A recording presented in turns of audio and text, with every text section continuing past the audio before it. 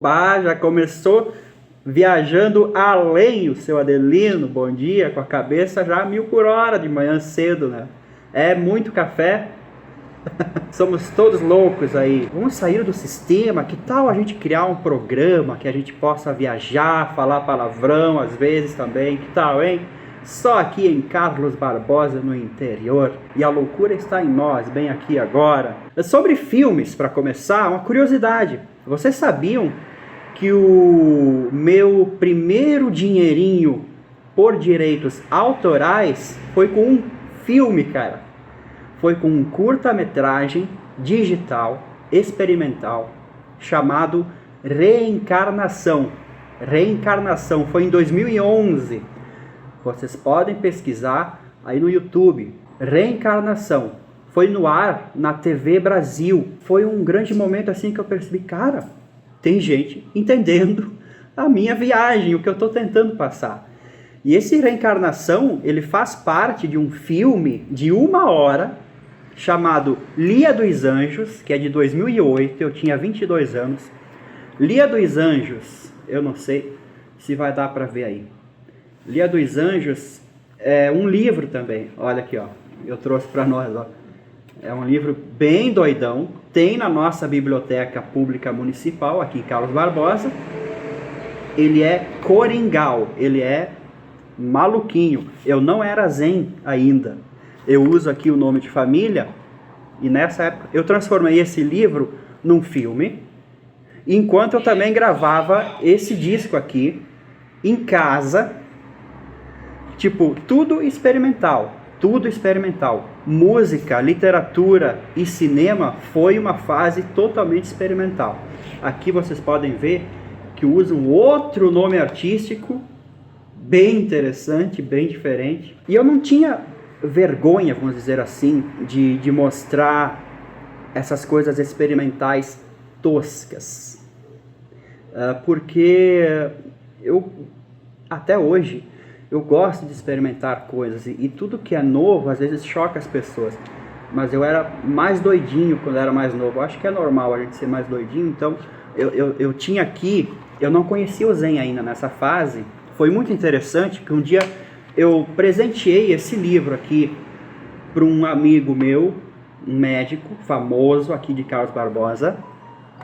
Ele olhou, folheou um pouquinho, ele olhou para mim e disse: pelo que eu li aqui, o teu próximo passo é esse aqui. Então ele me presenteou um livro da biblioteca pessoal dele, que era sobre iluminação cotidiana, era sobre budismo. Eu olhei assim, guardei o livro com carinho, mas eu não li porque eu não me senti naquele momento interessado. Dias depois, por outro caminho de pesquisa, eu fui me deparar com o Zen.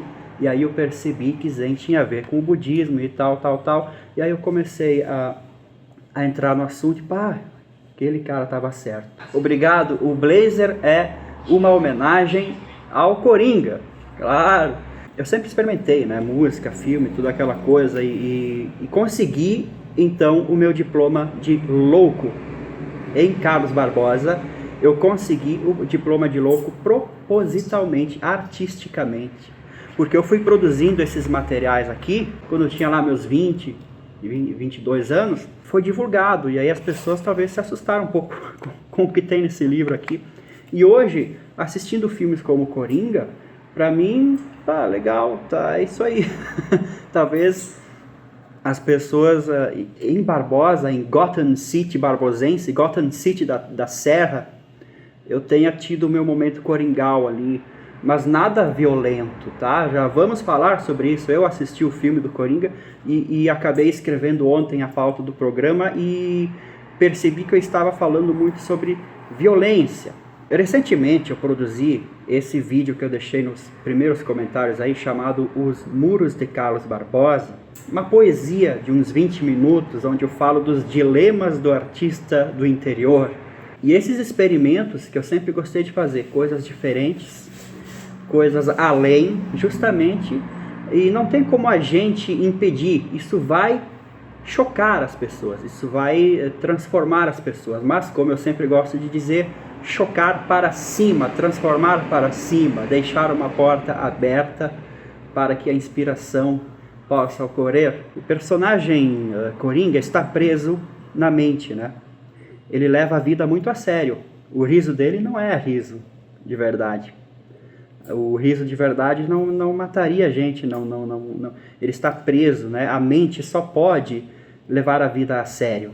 A mente só pode trazer violência e se levar a vida muito a sério. E tem uma frase do Jim Morrison, que é o vocalista do The Doors: somos fascinados pela violência.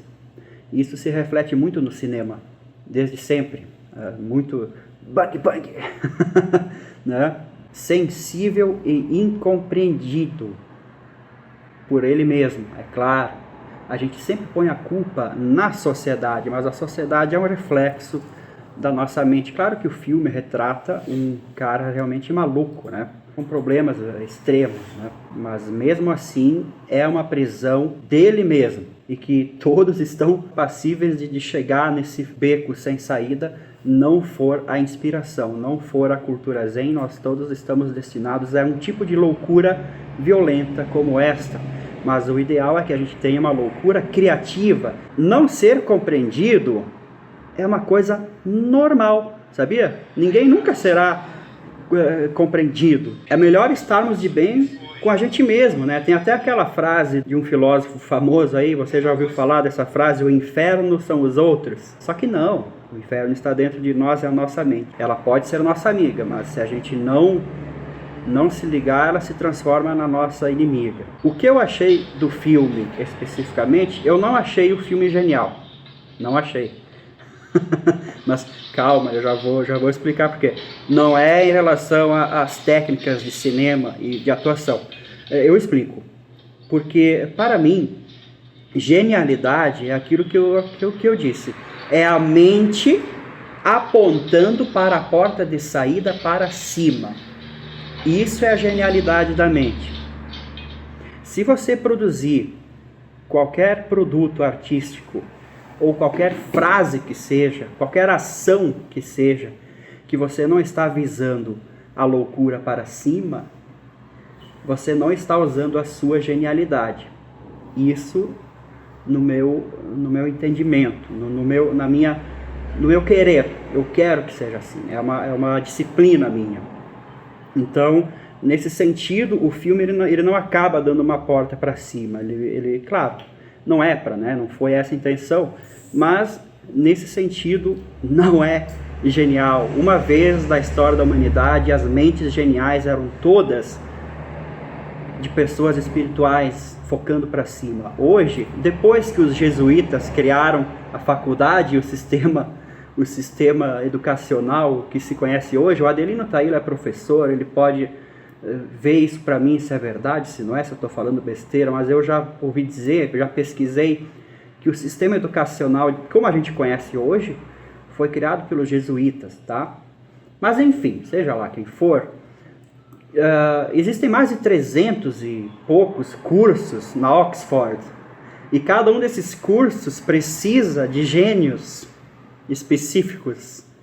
E enquanto você foca a sua mente em uma matéria específica, existe o perigo eminente de esquecer a genialidade para cima, esquecer a genialidade universal. Então a gente vê o mundo hoje muito materialista por conta disso, e também muito violento por conta disso. Quando você fecha a porta da inspiração para cima, tem uma certa energia ali que fica travada. Eu particularmente gosto muito das animações do Miyazaki, né, do estúdio Ghibli. Quem conhece o Totoro, né, é um japonês. Tem um filme também chamado Sonhos, de 1990, que também é japonês. Esses filmes mais sensíveis, né?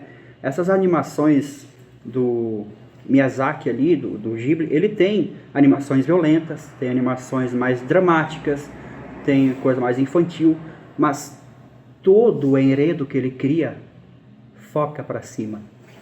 Então, essa é a vibe, essa é a diferença, né? E no filme do Coringa ali a gente viu uma vibe que não sobe, fica ali só ali, mas isso é legal também, a gente sentir esses labirintos obscuros aí que acontecem. Então, cinema na vida real, estamos atuando, você sabia? Todos nós estamos atuando, não que a gente está se fazendo. A nossa própria personalidade é uma atuação, e se começarmos a levar a vida não a sério, nós não vamos ficar violentos, nós vamos ficar muito mais felizes. Aquilo que o Coringa estava tentando fazer, não levar a vida a sério, porque no momento em que você leva a sério, você está criando problemas. Você sabe que a vida não é séria, no sentido de que ela não é para sempre. Isso é fato. Então ela não é séria, ela está brincando. Ela está brincando tipo de roda, daquelas brincadeiras de criança, e você está na roda. Cante um verso bem bonito, diga adeus e vá-se embora. Isso é felicidade, isso é relaxar, isso é deixar a inspiração de cima entrar no nosso ser, entende? Esse relaxamento faz toda a diferença. Em Carlos Barbosa, como eu havia dito, eu trabalhei a minha loucura também desde cedo, e eu tive um grande momento de stand-up também em Barbosa. O ano passado, finalmente, o Leandro aqui dos livros, dos CDs malucos, conseguiu entrar na sociedade, na alta cúpula de Gotham City, e realizei um espetáculo de stand-up com a música Trem Fumaça, ao vivo com a Orquestra Municipal.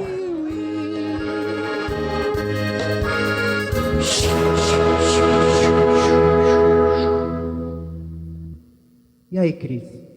Parece que a Maria Fumaça se foi. Agora a orquestra precisa que ela volte, né? Todo mundo tem que fazer um piuí bem forte. As crianças, os pais, as mães, o prefeito também. Saudações! Voltando aí, Leandro Zen, com suas loucuras Maria Fumaçais. Então, o filme do Coringa, com aquela música antiga, me lembrou logo do Wall-E da Disney, que também tem a música antiguinha, né, no começo ali. O robozinho, aquele amarelinho amável, com os olhinhos queridinhos, ele não ficou louco que nem o Coringa, né? Mas é porque ele estava sozinho no mundo, não tinha sociedade, era só ele mesmo e o seu dever a cumprir. Veja só que paraíso, né? Será que a gente ia conseguir isso? Ficar em paz, sozinhos, na solidão, na solitude, né? Olha só a sacação. O Coringa tinha vozes na cabeça que eram da mãe dele, ele tinha umas ideias estranhas. Na psicologia, o fundamental da loucura são a dissonância dessas vozes interiores. A gente tem 3 vozes interiores, no mínimo, falando o tempo todo na nossa cabeça, que os psicólogos dizem que é a voz do pai protetor, o pai discriminador e a criança. Só com esses 3 personagens você cria todos os enredos do mundo dentro da sua cabeça, que te levam para baixo, geralmente para baixo, porque o discriminador fala mais alto. Tinha uma frase no Coringa que me chamou muita atenção também. A minha morte faz mais sentido que a minha vida. Tinha essa frase na agenda dele, né? É uma grande sacação dos mestres orientais. Uma grande sacação. Só que para nós passa desapercebida muitas vezes. A gente perde a oportunidade de se elevar, de se iluminar, de ficar feliz pelo fato da morte fazer mais sentido que a vida. A gente não consegue interpretar isso direito. Então o significado real, então bate aquela tristeza, né? A gente não consegue interpretar essa tristeza. Então isso começa a dar medo da morte. E começa a distorcer a nossa mente e nos deixar loucos. Esse é o fio da meada. O medo da morte nos deixa violentos. Pode investigar aí no seu inconsciente à vontade. Você tem toda a vida e todas as outras vidas para investigar isso. A violência vem do medo da morte. Só que essa sacação, ela é muito sensível, muito profunda. E esse filme, pelo menos esse filme, não é genial. porque ele não consegue passar isso para as pessoas. Ou não foi a intenção do cara. A intenção do cara não foi essa. Tudo bem. Mas aqui é o Cultura Zen, a intenção que eu tenho é de a gente se inspirar para cima. Porque aqui a nossa vida ela é muito valorizada, né? Ela é muito valorizada. E no Oriente a morte é valorizada. Ela é mais respeitada. Não é problema nenhum as pessoas se prepararem para ela, pensarem nela, né? Porque ela, para eles, é o ponto máximo da vida.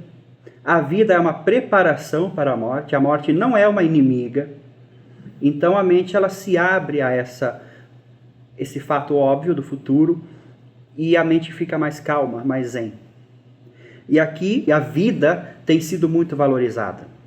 Isso é um problema, por incrível que pareça, porque a gente começa a correr contra o tempo, a ficar com medo do futuro, guardar coisas, segurar mágoas, tudo isso para não deixar passar, não deixar fluir.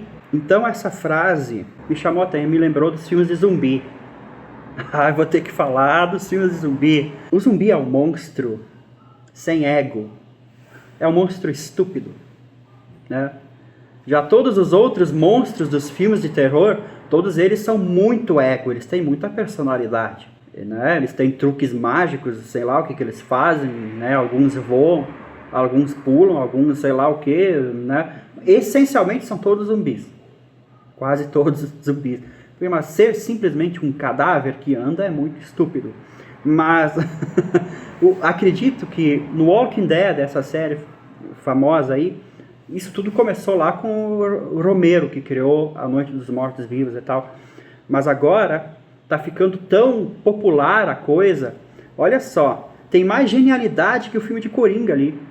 Tem, no sentido cultura zen. Pode criticar, mas no sentido cultura zen, ele tem. Porque as pessoas daquele roteiro, elas encaram a morte em pé na frente delas. E nessa série, eles conversam muito sobre as coisas da vida, esses dilemas da vida. E geralmente, a gente foge desses dilemas. A gente esconde a morte de nós. Lá longe, a gente não quer olhar para ela. E nesse tipo de filme, nesse tipo de fantasia, a morte nua e crua é colocada em pé na tua frente e você tem que fazer alguma coisa, né? Então ali a coisa é mais raiz. Não tem muito o ego dos monstrinhos, o romance que os monstrinhos mais famosos de terror têm. É uma coisa que fica mais crua, mais ancestral. Próprio Buda, Gautama Buda, um ser elevadíssimo, criava um roteiro para os seus discípulos. Ele dizia assim: agora que vocês estão começando a me seguir, vocês querem aprender, vão lá, eles cremavam os mortos na Índia. Vai lá e assiste. Só vai lá e assiste. Todo cara que morria, Buda mandava, vai lá assistir. Tinham pessoas que passavam mal, imagina que loucura, ir lá só para ver. Sim, é só para ir ver e não falar nada. É uma meditação, olhar a morte. Buda fazia isso. Então isso é um treino. Às vezes a gente está dando voltas, passeando no cemitério, olhando as datas. É uma meditação. É um exercício que abre a mente para inspirações, elevações. Claro, por mais mórbido que seja, a intenção ainda é válida, principalmente nas cidades, né? Onde não tem jardim, não tem paz, não tem sossego. Acaba sendo o cemitério o lugar mais tranquilo. Nós não precisamos viajar muito em cinemas e fantasias de mortos-vivos. Vamos olhar os fatos, então. As pessoas que gostam mais de fatos. Eu prefiro fantasias, mitologia, que é uma mistura de história com fantasia, porque a nossa mente ela não é sempre exata, ela tem fantasia também, e a vida também tem. Então eu não curto os fatos, não. Por mais que esses jornalistas insistam em repassar os fatos, eles são os que mais distorcem os fatos, então no fim não existe fato nenhum. É tudo viagem. Eles sim fazem fantasia, porque eles têm intenções que não são elevadas.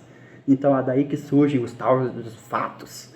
Só que assim, para quem gosta de fatos, então, A nossa história. História é o seguinte, pode confirmar aí para mim. Quando você estuda história, a maior fonte de informação é dos caras que fizeram mal. É quando teve uma guerra, quem foi o cara mais louco, quem matou mais gente. E quando um reinado foi pacífico, é só uma notinha no rodapé lá da página do livro. Esse fulano de tal governou em paz. No máximo isso. Em vez de investigar por quê, como aquela paz aconteceu. Não, tanto faz, isso não é notícia. Vamos aos fatos. E os fatos é que morre tanta gente por conta da ganância de um ou dois. Então isso que é a história, isso que são os fatos, isso que é a violência. Somos fascinados pela violência e isso está na história real, não só na fantasia então dos filmes, para quem acha que é só viagem, coisa de filme, não, é um fato real, né? Até os alienígenas são representados em filmes essencialmente violentos. Já ouviram falar das bandas de metal? Banda de metal é de terror, né? Aquelas bandas de terror. Agressivo, demoníaco, satanás, não sei o quê. Daí a pouco existe uma filtragem, né? Aí até chegar no som do Pink Floyd. Saca Pink Floyd? Já houve ali uma laminação, uma lapidação daquela violência. Ela se transformou. Isso a gente vai falar no próximo bloco. Depois de ouvir Pink Floyd, a iluminação do inconsciente humano é uma tarefa que algumas pessoas, o vírus consegue trabalhar e outras não, né? Então, mas existem outros trabalhos. Então, a mente moderna se tornou tão complexa, cheia de mais de 350 cursos na Oxford, de especialistas e gênios. Então isso se tornou muito labiríntico, muito labirinto do fauno, né? E para iluminar isso, para fazer a pessoa flutuar nesse labirinto, ela precisa ou de um vírus, ou às vezes de uma simples palavra. Será que a gente cuida do que entra na nossa cabeça? Ou a gente vai assimilando de tudo? Será que a gente cuida para só coisas legais entrar na nossa cabeça, uma vez que aquelas vozinhas da infância estão lá dentro, nos criticando? Uma palavra ruim a gente guardou para sempre, e aí ela fica vibrando lá dentro de nós, e nos punindo, nos culpando. Então a gente fica achando que está vindo de fora a maldade, quando na verdade ela está lá dentro, numa fita que repete, né, num disco riscado. Então a gente cuida, será, do que está acontecendo com a nossa cabeça? Tipo, ontem mesmo, uma amiga minha me pediu, vejam só, se existe outro tipo de música. Ué? Sim, outro tipo de música. A gente estava conversando sobre os sertanejos e coisas, né? As músicas que chegam até nós pelo alto investimento da mídia, ok? Essas músicas básicas que chegam até os nossos ouvidos sem a gente precisar se esforçar, ok? E ela ouve aquilo, né? Eu pensei, tá, tudo bem. Mas, pá, eu não curto, eu gosto de coisas mais, né? Mas existe outro tipo de... Meu Deus. Eu pensei, nossa, mas foi uma sacação. Que as sacações, elas são em degraus, né? Cara, que interessante isso aí. Porque, veja só, para você querer evoluir, é um querer. Por isso que os mestres chamam disciplina, né? Disciplina é um desejo seu que sua mente sirva para fluir melhor da sua identidade, da sua essência. Então, é um querer seu. Então, você tem que começar a trabalhar. Porque se você deixar só por assim mesmo, a sua mente vai te devorar. Porque essas coisas que vêm de fora são muito superficiais. Então você precisa se dar ao trabalho de investigar uma cultura boa, uma cultura zen, pelo menos, né? Até você entrar e se descobrindo. É um trabalho, o trabalho interior, que é o principal trabalho da vida. Senão você vai acabar como Coringa no final das contas, né? A prática zen, ela é muito trabalhosa, assim. É por isso que os mestres falam na concentração, né? Porque senão a mente domina a gente. Então, a gente já vive numa sociedade tensa. A gente é sádico. Isso o filme mostra muito bem. A gente é sádico com os outros. A gente não perde a oportunidade de ferir o outro, de minimizar o outro, de inferiorizar. Porque a gente vive num mundo de competição, não é? E quando a gente decide alto lá, não, eu não vou ser violento com as outras pessoas, não. Então a gente começa a ser violento com nós mesmos, porque a gente não transformou a violência, a gente só retraiu. Então você vê muita gente que se pune, que se culpa, que se magoa à toa, é uma violência contra si mesmo. Tem até aqueles malucos que se torturam, né? Que fazem aquelas coisas, danificam o corpo físico, aquilo ali é violência também, uma violência. Eu vejo muito vegano louco de violento, maluco de violento. Sim, como é que pode um vegano ser um antífase? Existe muita violência ali, mascarada. Ela não foi transformada. Não foi transformada. Dizem até que é melhor comer carne, porque a violência sai pelos dentes, com do tempo das cavernas, né? A gente comia, né? Então é melhor alto lá que seja assim, que essa energia se desfaça, do que ficar criando flagelos, exatamente. Essa é a disciplina dos meditadores. Sempre de olho no ego, sempre de olho na raiva e evitar de ficar tenso, né? Você sabe que a raiva parece um relâmpago dentro de nós, é muita energia. Observe-se a si mesmo quando você está com raiva e violento e você vai entender muita coisa. A coisa vai começar a vir, uma anunciação, a loucura vai ficar mais de boa, então coloca aí um Alceu Valença para terminar essa sexta-feira. Muito obrigado a todos vocês que participaram. Até semana que vem, vamos ter convidado especial semana que vem. Bom fim de semana, curtam o frio. Valeu!